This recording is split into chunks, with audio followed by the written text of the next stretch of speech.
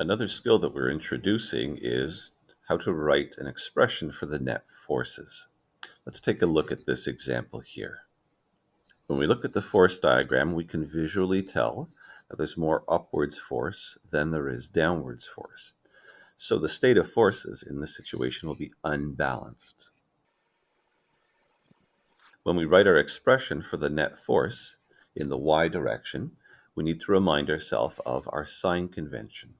Now in the description here, it mentioned that both the upwards and the right hand directions were the positive y and the positive x directions. So when it comes time to write our net force expression, we ask the question, which forces are pointing in the positive y direction? Well, we have two of them. And so we'll write positive Fn. Now we don't have to write a plus in front of this one, it's understood. And then we have the second force, the force of tension. So here we do see the plus. So plus the force of tension. In the negative y direction, we have one force, the force of gravity.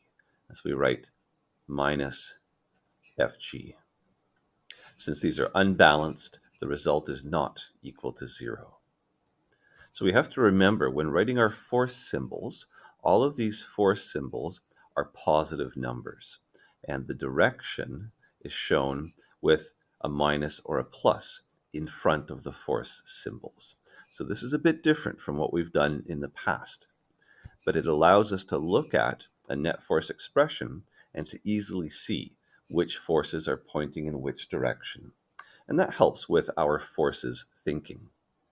One final detail about our force expressions, going back to this example here. If the forces happen to be balanced, we'll still write out the net force expression with, in this case, the applied force in the positive direction and the normal force in the negative direction.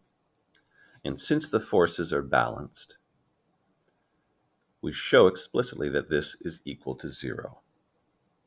And even though it's equal to 0, we will always write out the expression for the net forces using the symbols.